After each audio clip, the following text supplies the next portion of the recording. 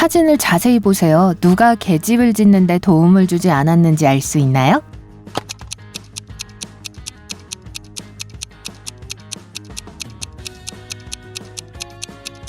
네, 오른쪽에 있는 남자입니다. 벽돌을 들고 있지만 계집은 나무로 만들어졌어요. 사라는 록밴드의 인기 있는 기타 연주자였습니다. 금요일에 밴드는 큰 공연을 할 예정이었어요. 밴드 친구들이 사라를 기다리고 있었어요. 하지만 사라가 매우 늦었습니다. 결국 사라가 나타나긴 했는데 그건 사라가 아니었어요. 쌍둥이 동생 앨리스였어요. 앨리스는 사라를 부러워했습니다. 그래서 사라를 방에 가두고 옷과 기타를 가져가서 밴드 멤버인 척 했습니다. 하지만 밴드 멤버들은 가짜 사라를 보자마자 그녀가 사라가 아니라는 것을 즉시 알았습니다. 어떻게 알았을까요?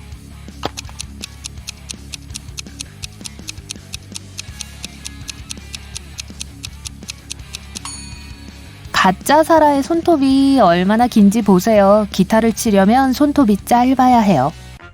한 남자가 수박을 팔기 위해 과일 시장에 왔습니다. 그는 자신이 가져온 수박수의 절반과 수박 반통을 팔고 나서 한 개의 수박이 남아있는 것을 보았습니다. 그가 처음에 시장에 가져온 수박은 몇 개였을까요?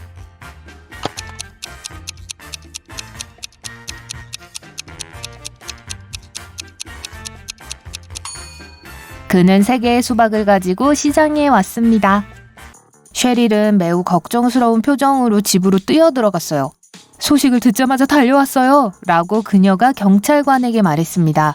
저는 다른 마을에 있는 부모님 집에 있었어요. 일주일 전에 갔는데 거기서 적어도 열흘은 더 있을 예정이었어요. 제 남편에게 무슨 일이 있었죠?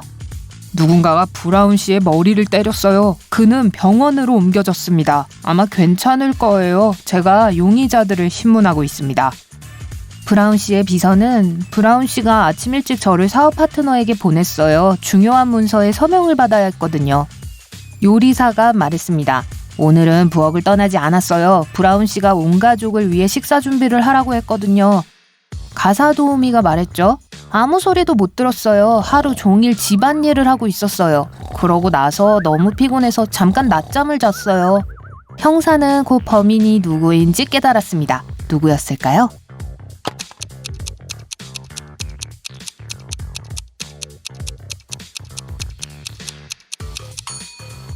요리사였어요. 브라운 씨의 부인은 집에 없었어요. 하루 종일 많은 요리를 할 필요가 없었죠. 올리비아는 마라톤을 하고 있었습니다. 결승선 직전에 그녀는 최선을 다했고 2위로 달리고 있는 사람을 앞질렀습니다. 올리비아는 너무 기뻤어요. 자신이 우승할 거라고 생각했죠. 하지만 몇 초 후 그녀는 매우 실망했습니다. 왜죠?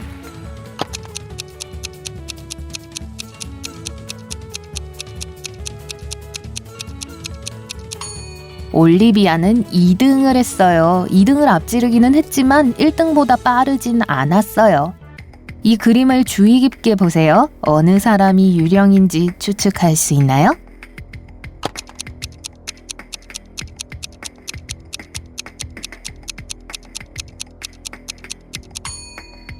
오른쪽에 있는 여자를 보세요. 다리가 없고 공중에 떠 있어요.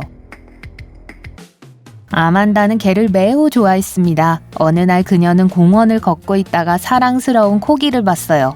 개는 순했고 아만다는 심지어 개를 쓰다듬기도 했습니다. 곧 그 개의 주인이 나타났고 아만다는 개 주인에게 개가 몇 살인지 물었어요. 누나는 2년 후에 5년 전에 2배의 나이가 될 거예요. 아만다는 고개를 끄덕이고 산책을 계속했어요. 여러분은 개가 몇 살인지 알 수 있나요?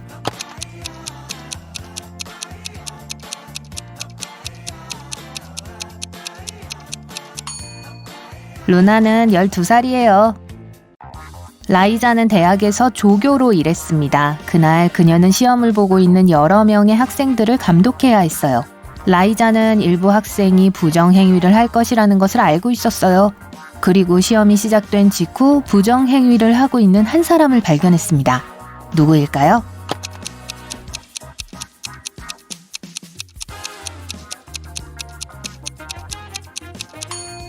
교실 뒤에 있는 남학생이에요. 팔에 답안을 써놨네요. 제이콥은 지하실에 갇힌 채 정신이 들었습니다. 어떻게 그런 일이 일어났는지 누구의 짓인지 전혀 몰랐어요. 그는 침대 근처에서 이렇게 쓰인 메모를 발견합니다. 2 더하기 2는 물고기, 3 더하기 3은 8, 7 더하기 7은 삼각형. 이것을 설명하면 풀어주겠다. 제이콥이 지하실에서 나가는 것을 도와줄 수 있나요?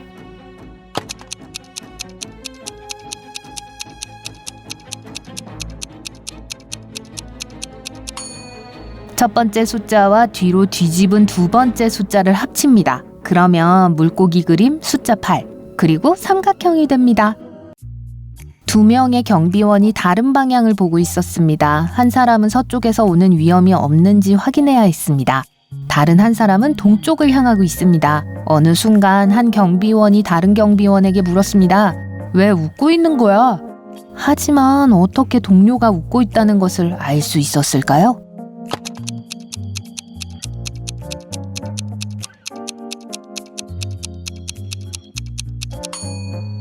두 남자는 정말로 반대 방향을 보고 있었어요. 하지만 서로 등을 대고 서 있는 것이 아니라 서로 마주보고 있었습니다.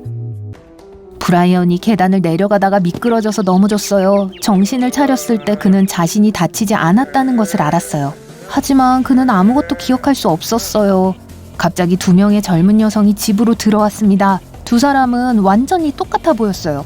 그들은 무슨 일이 일어났는지 알고 서로 브라이언이 자기 남편이라고 주장하기 시작했어요. 브라이언이 진짜 아내를 찾을 수 있도록 도와줄 수 있나요?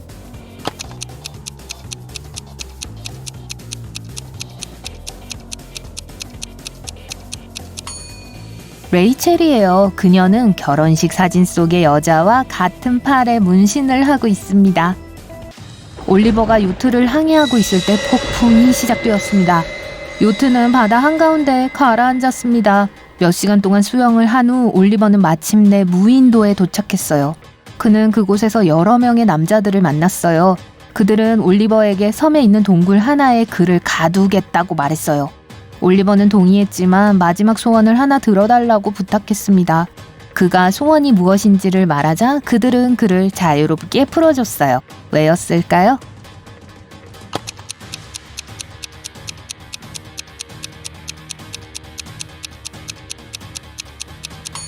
그는 말했습니다. 여러분 중에서 가장 똑똑한 사람이 저를 가두기를 원합니다.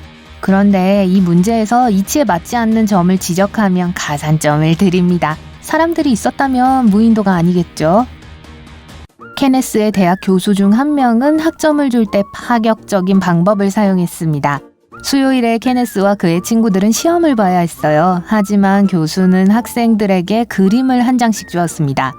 이 그림에 있는 사람들이 총 몇 명인지 알아내세요. 정답을 맞히는 사람은 시험을 면제해 주겠어요.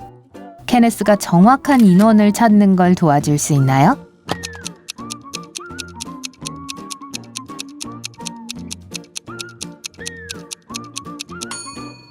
사진에는 6명의 사람들이 있습니다. 그중 5명은 방문객입니다.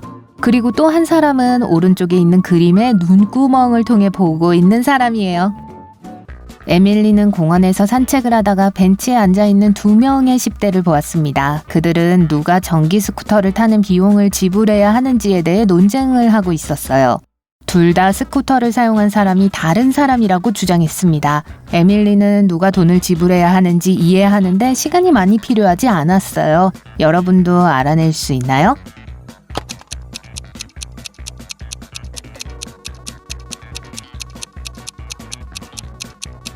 발자국을 보세요. 전기 스쿠터를 탄 건 소녀였습니다. 데니스는 게임에 참가하고 있습니다. 만약 그의 마지막 대답이 맞다면 그는 상금을 받게 될 겁니다. 값비싼 시계예요. 하지만 먼저 그는 이 2개의 시계 중 어떤 것이 진짜이고 어떤 것이 장난감인지 알아내야 합니다.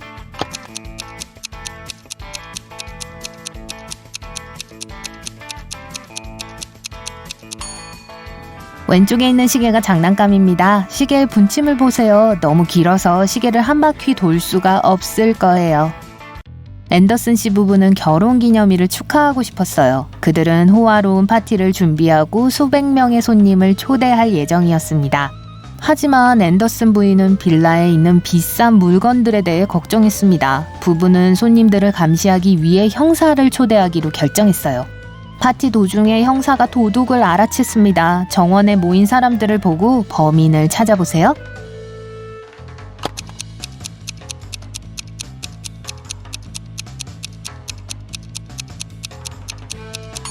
왼쪽에 있는 남자입니다. 그는 여자의 팔찌를 훔치려고 해요. 그림을 잘 보세요. 빠진 번호는 뭘까요?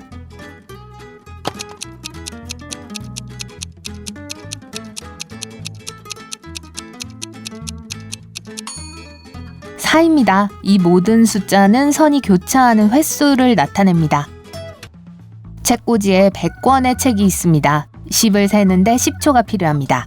그렇다면 여러분은 70권의 책을 세는데 얼마나 많은 시간이 걸릴까요?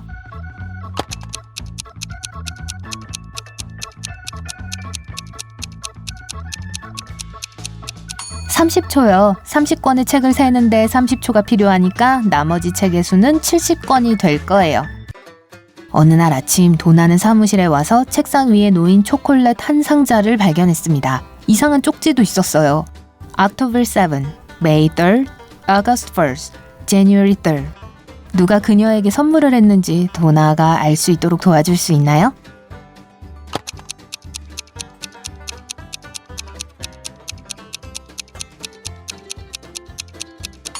그녀의 비밀 숭배자는 라이언입니다.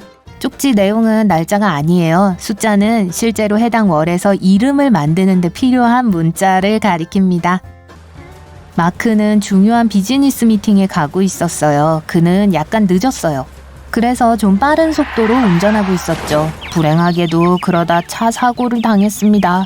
그와 다른 운전자 둘 다 괜찮았어요. 하지만 차량은 심하게 손상되었습니다. 마크는 경찰을 불렀습니다. 그들이 도착했을 때 마크는 상황을 설명했습니다. 저는 빠르게 운전하고 있었지만 어떤 교통법규도 어기지 않았어요. 갑자기 차가 내 앞에 멈춰 섰어요. 브레이크를 밟을 시간이 부족했어요. 다른 운전자가 소리쳤습니다. 이 모든 사고는 당신 잘못이에요.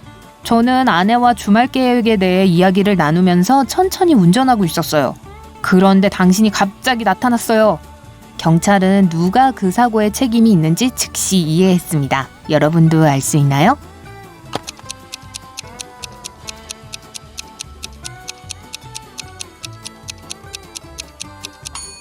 다른 운전사였어요. 그는 차 안에 혼자 있었어요. 그렇다면 아내와 전화 통화를 하고 있었다는 뜻인데 그건 불법이죠.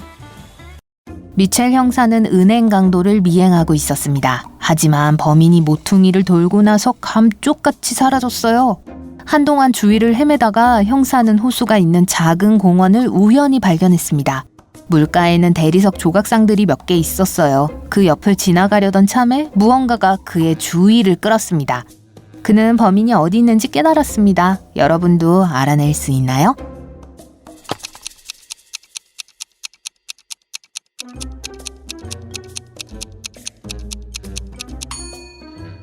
동상 중 하나가 시계를 보고 있어요. 은행 강도입니다.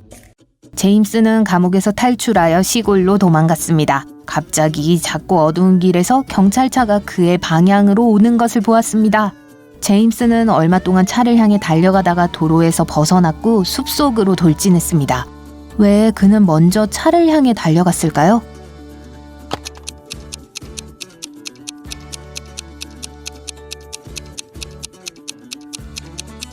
제임스가 차를 보았을 때 그는 다리 한가운데에 있었습니다. 다리에서 내려오려면 차 쪽으로 달려가야 했습니다.